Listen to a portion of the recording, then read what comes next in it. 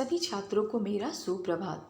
संस्कृत के इस ऑनलाइन कक्षा में आपका पुनः स्वागत है। प्यारे बच्चों, आज हम संस्कृत व्याकरणम में धातु रूपाणी की व्याख्या करने जा रहे हैं। अतः सर्वप्रथम अपनी कक्षा हम माँ सरस्वती की वंदना के द्वारा करेंगे। सरस्वती नमस्तुभ्यं वरदे कामरूपिणी विद्यारंभं करिष्यामि सिद्धिर्भवतु मे सदा। कराग्रे वसते लक्ष्मी करमध्ये सरस्वती करमूले तु गोविन्दः प्रभाते करदर्शनं। या देवी सर्वभूतेषु मातृरूपेण संस्थिता नमस्तस्यै नमस्तस्यै नमस्तस्यै नमो नमः। आज हम संस्कृत व्याकरणम में धातु रूपाणी की व्याख्या करेंगे। आइए सर्वप्रथम धातु रूप की परिभाषा को जानें। जिन शब्दों से किसी कार्य के करने या होने का बोध हो उसे क्रिया कहते हैं और क्रिया के मूल रूप को ही धातु कहा जाता है। जैसे खाद यानी खाना, लिख यानी लिखना, नम यानी नमस्कार करना, पा एक मूल रूप है और इसका पिब रूप चलता है जिसका अर्थ होता है पीना, हस यानी हंसना इत्यादि। इन सभी क्रियाओं को हम धातु रूप के द्वारा प्रयोग करते हैं। संस्कृत में क्रियाओं को व्यक्त करने वाली इन सभी धातुओं के रूप जो होते हैं तीनों लिंगों में समान चलते हैं। यथा लिखति लिख धातु अर्थात लिखना, हसति हस धातु हंसना के अर्थ में, नमति नम धातु है नमस्कार करने के अर्थ में होता है, खाद खाना खादति के लिए प्रयोग होता है और धाव अर्थात दौड़ना धावति के द्वारा प्रयोग किया जाता है। इन धातुओं को हम विभिन्न लकारों के माध्यम से प्रयोग करते हैं। आइए सर्वप्रथम देखें कि ये लकार होते क्या हैं, इनकी परिभाषा क्या है। काल तथा अवस्था के अनुसार संस्कृत में 10 लकार होते हैं, अर्थात काल को ही लकार कहा जाता है संस्कृत में, परंतु मुख्यतः 5 लकारों का ही प्रयोग होता है। आरंभ में लट और लिट लकार की ही व्याख्या हम करेंगे। आइए देखें लट लकार। लट लकार अर्थात वर्तमान काल, लिट लकार अर्थात भविष्य काल, लंग लकार अर्थात भूतकाल के लिए प्रयोग किया जाता है और लोट लकार का प्रयोग हम आज्ञा सूचक के अर्थ में करते हैं। उसी प्रकार से विधिलिंग लकार जो होता है वह चाहिए के अर्थ में प्रयोग किया जाता है। ये सभी काल होते हैं जिनको हम संस्कृत में लकार कहते हैं और विभिन्न लकारों के माध्यम से हम धातुओं का धातु रूप बनाते हैं। आइए सर्वप्रथम लट लकार जो कि वर्तमान काल के लिए प्रयोग किया जाता है और लट लकार में किस प्रकार से धातु रूप बनाएं, इनके प्रत्ययों की व्याख्या करें। इनमें निम्नलिखित प्रत्यय जोड़े जाते हैं जो तीनों पुरुषों में अलग अलग होता है। सर्वप्रथम प्रथम पुरुष में प्रयोग होने वाला प्रत्यय को देखें। अति एक वचन में हम अति प्रत्यय का प्रयोग करते हैं। प्रथम पुरुष के द्विवचन में हम अतः प्रत्यय का प्रयोग करते हैं और प्रथम पुरुष के बहुवचन के लिए हम अन्ति प्रत्यय का प्रयोग करते हैं। और ये जो प्रत्यय होते हैं सभी क्रियाओं के मूल रूप के अंतिम पद में जोड़े जाते हैं।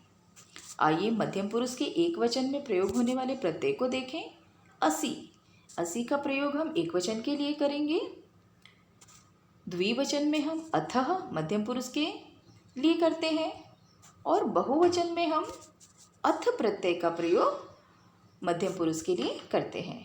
उसी प्रकार से उत्तम पुरुष में एक वचन में हम आमी प्रत्यय का प्रयोग करेंगे, द्विवचन के लिए हम आवह प्रत्यय का प्रयोग करेंगे और बहुवचन के लिए हम आमह प्रत्यय का प्रयोग करेंगे। इसी प्रकार से अब लिट लकार में प्रयोग होने वाले प्रत्ययों के बारे में जानें। जैसा कि आप जानते हैं लिट लकार जो होता है वो भविष्य काल के लिए प्रयोग किया जाता है और इसमें कौन कौन से प्रत्यय जोड़ते हैं, इनमें तीनों पुरुषों के अनुसार आइए उनको देखें। प्रथम पुरुष में हम इष्यति प्रत्यय का प्रयोग करेंगे एक वचन के लिए। द्विवचन के लिए हम इष्यतः प्रत्यय का प्रयोग करेंगे और बहुवचन के लिए हम इष्यन्ति प्रत्यय का प्रयोग करते हैं। आइए मध्यम पुरुष में प्रयोग होने वाले प्रत्ययों को देखें। एक वचन के लिए हम इष्यसि प्रत्यय का प्रयोग करेंगे, द्विवचन के लिए हम इष्यतः प्रत्यय का प्रयोग करते हैं और बहुवचन के लिए हम इष्यत प्रत्यय का प्रयोग करते हैं। और इन प्रत्ययों को, जैसा कि मैंने आपको बताया, सभी धातुओं के अंतिम पद में जोड़ते हैं और धातु रूप बनाते हैं। आइए उत्तम पुरुष के लिए प्रयोग होने वाले प्रत्ययों को देखें। इष्यामि एक वचन के लिए, इष्यावः द्विवचन के लिए और इष्यामः जो प्रत्यय है वो बहुवचन के लिए प्रयोग किया जाता है। इस प्रकार से हमने देखा कि कौन कौन से प्रत्यय हम किस प्रकार से प्रयोग करते हैं। आइए इन प्रत्ययों को एक धातु पठ धातु के साथ जोड़ें और इनका तीनों वचनों और तीनों पुरुषों में प्रयोग देखें। पठति एक वचन में पठ धातु के साथ लट लकार प्रत्यय का प्रयोग किया गया और यह बन गया पठति। द्विवचन में पठतः और बहुवचन में पठतः, यह प्रथम पुरुष के लिए था। मध्यम पुरुष में सी थ थ प्रत्यय जोड़े तो यह बना पठसी, पठथः और पठत। उत्तम पुरुष में जब हमने आमी, आवह, आमह जोड़ा तो यह बन गया पठामी, पठावह, पठामह। आइए अब लिट लकार प्रत्यय को हम पठ के साथ जोड़ें और इसे तीनों वचनों और तीनों पुरुषों के साथ देखें। प्रथम पुरुष के साथ जब इष्यति को जोड़ते हैं तो बनता है ये पठिष्यति। द्विवचन में पठिष्यतः बनता है और पठिष्यन्ति का प्रयोग हो जाता है बहुवचन के लिए। मध्यम पुरुष का प्रत्यय को हमने देखा इष्यसि, इष्यतः, इष्यत। जब आप इसे पठ के साथ जोड़ देते हैं तो यह बन जाता है पठिष्यसि, पठिष्यतः और पठिष्यत। उत्तम पुरुष में इष्यामि, इष्यावः, इष्यामः प्रत्यय देखा था और इसको जब आप पठ के साथ जोड़ते हैं तो यह बन जाता है पठिष्यामि एक वचन में, पठिष्यावः द्विवचन में और पठिष्यामः बन जाता है बहुवचन में। केचन अन्य लट्लकार धातु रूपाणि निम्नाः सन्ति। अभी तक लट का प्रयोग हमने देखा और पठ के लिए प्रयोग करके देखा। अभी हम देखते हैं खाद धातु, नम धातु और क्रीड धातु का तीनों पुरुषों के लिए और तीनों वचनों के लिए।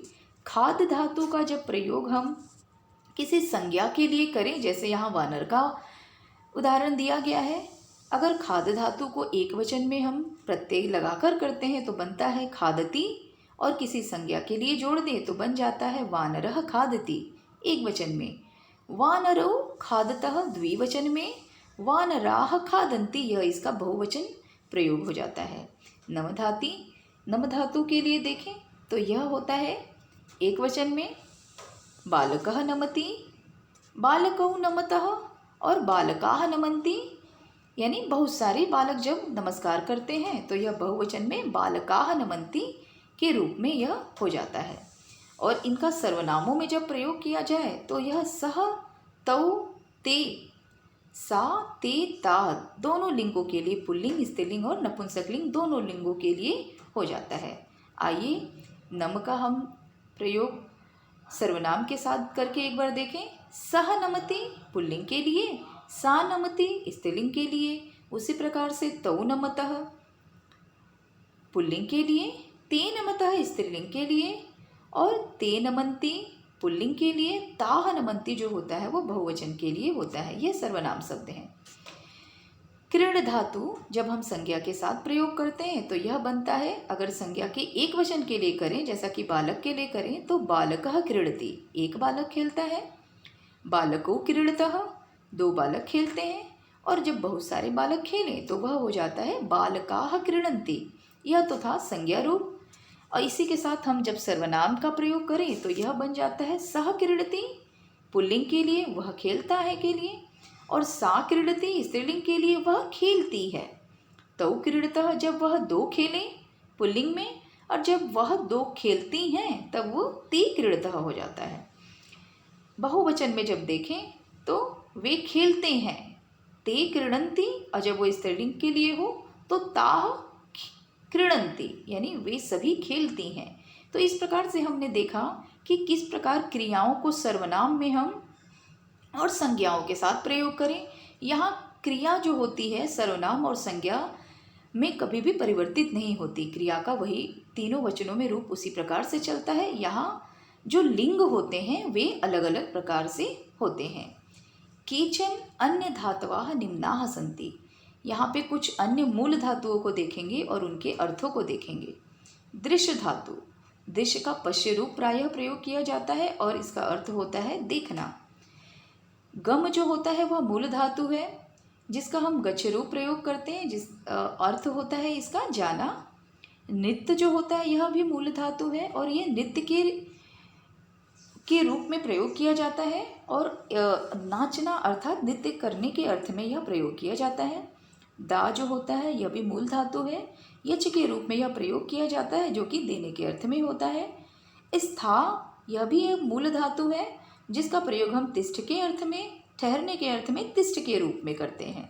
उसी प्रकार से पीना, पीने के अर्थ के लिए हम पा मूल धातु के रूप में और पिब जो होता है वो प्रायः इसका प्रयोग किया जाता है पिब के रूप में।